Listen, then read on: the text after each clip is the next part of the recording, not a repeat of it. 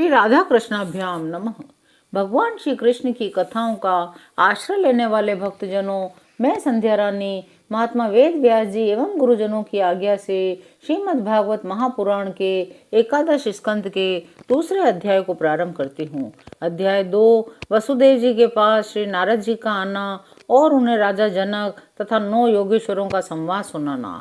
श्री सुखदेव जी कहते हैं, कुरुनंदन, देवर्षि नारद के मन में भगवान श्री कृष्ण के सन्निधि में रहने की बड़ी लालसा थी। इसलिए वे श्री कृष्ण के निज बाहुओं से सुरक्षित द्वारका में, जहाँ दक्ष आदि के शाप का कोई भय नहीं था, विदा कर देने पर भी पुनः पुनः आकर प्राय रहा ही करते थे। एक दिन की बात है, देवर्षि नारद वसुदेव जी के यहाँ पधारे। वसुदेव जी ने उनका अभिवादन किया। आराम से बैठ जाने पर विधि पूर्वक उनकी पूजा की और प्रणाम करके उनसे कहा।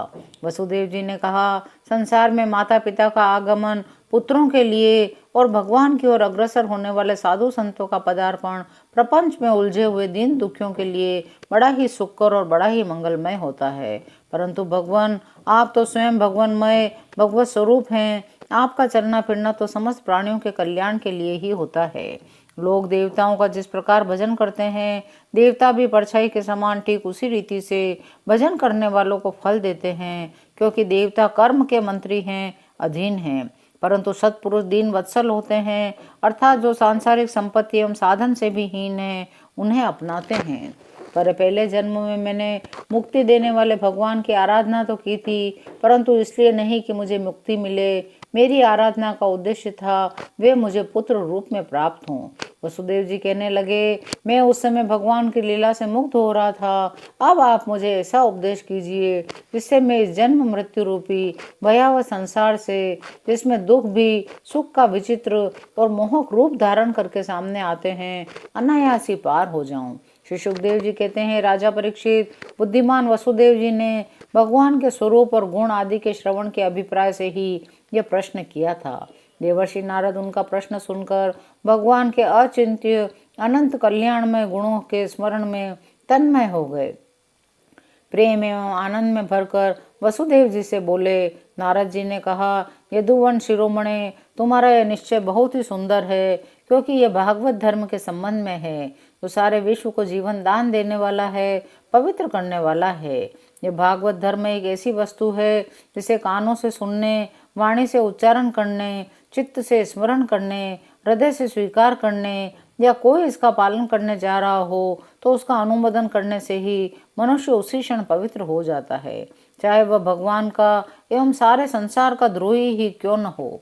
वसुदेव जी, तुमने मुझसे जो प्रश्न किया है, इसके संबंध में संत पुरुष एक प्राचीन इतिहास कहा करते हैं। वह इतिहास है ऋषभ के 9 पुत्र योगेश्वरों और महात्मा विदेह का शुभ संवाद। तुम जानते ही हो कि स्वयंभू मनु के एक प्रसिद्ध पुत्र थे प्रियव्रत, प्रियव्रत के आग्नेत्र, आग्नेत्र के नाभि और नाभि के पुत्र हुए ऋषभ। ऋषभ के 100 पुत्र थे, सब के सब वेदों के पारदर्शी विद्वान थे। उनमें सबसे बड़े थे राजर्षि भरत। वे भगवान नारायण के परम प्रेमी भक्त थे। उन्हीं के नाम से यह भूमिखंड, जो पहले अजनाभ वर्ष कहलाती थी, अब भारतवर्ष कहलाता है। यह भारतवर्ष एक अलौकिक स्थान है। राजर्षि भरत ने सारी पृथ्वी का राज्य भोग किया, अंत में इसे छोड़कर वन में चले गए। भगवान ऋषभ देव जी के शेष 99 पुत्रों में 9 पुत्र इस भारतवर्ष के सब और स्थित 9 द्वीपों के अधिपति हुए। 81 पुत्र कर्म कांड के रचयिता ब्राह्मण हो गए, शेष 9 सन्यासी हो गए। उन 9 के नाम थे कवि, हरि, अंतरिक्ष, प्रबुद्ध, पिपलायन, आर्विहोत्र, दुर्मिल, चमस और कर भाजन। एक बार की बात है, इस भारतवर्ष में विदेहराज महात्मा निमि बड़े बड़े ऋषियों के द्वारा एक महान यज्ञ करा रहे थे। पूर्वोक्त 9 योगेश्वर भी स्वच्छंद विचरण करते हुए उनके यज्ञ में जा पहुंचे। वसुदेव जी, वे योगेश्वर भगवान के परम प्रेमी भक्त और सूर्य के समान तेजस्वी थे। उन्हें देखकर राजा निमि ने उनका आह्वान किया और उनके स्वागत में खड़े हो गए। वे 9 योगेश्वर अपने अंगों की कांति से इस प्रकार चमक रहे थे, मानो साक्षात ब्रह्मा जी के पुत्र सनकादि मुनीश्वर ही हों। राजा निमि ने विनय से झुककर परम प्रेम के साथ उनसे प्रश्न किया। विदेहराज निमि ने कहा, भगवान, मैं ऐसा समझता हूँ कि आप लोग मधुसूदन भगवान के पार्षद ही हैं, क्योंकि भगवान के पार्षद संसारी प्राणियों को पवित्र करने के लिए विचरण किया ही करते हैं। मैं आप लोगों से प्रश्न करता हूँ, परम कल्याण का स्वरूप क्या है और उसका साधन क्या है? इस संसार में आधे क्षण का सत्संग भी मनुष्यों के लिए परम निधि है। योगेश्वरों, यदि हम सुनने के अधिकारी हों तो आप कृपा करके भागवत धर्मों का उपदेश कीजिए। देवर्षि नारद जी ने कहा, वसुदेव जी, जब राजा निमि ने उन भगवत प्रेमी संतों से यह प्रश्न किया तो उन 9 योगेश्वरों में से पहले श्री कवि जी ने कहा, राजन, भक्त जनों के हृदय से कभी दूर न होने वाले अच्युत भगवान के चरणों की नित्य निरंतर उपासना ही इस संसार में परम कल्याण, आत्यंतिक क्षेम है और सर्वथा भय शून्य है, ऐसा मेरा निश्चित मत है। भगवान ने भोले भाले अज्ञानी पुरुषों को भी सुगमता से साक्षात अपनी प्राप्ति के लिए जो उपाय स्वयं श्रीमुख से बतलाए हैं, उन्हें ही भागवत धर्म समझो। भागवत धर्म का पालन करने वाले के लिए यह नियम नहीं है कि वह एक विशेष प्रकार का कर्म ही करे। वह शरीर से, वाणी से, मन से, इंद्रियों से, बुद्धि से, अहंकार से, अनेक जन्मों अथवा एक जन्म की आदतों से स्वभाववश जो जो करे, वह सब परम पुरुष भगवान नारायण के लिए ही है। इस भाव से उन्हें समर्पण कर दे। यही सरल से सरल सीधा सा भागवत धर्म है।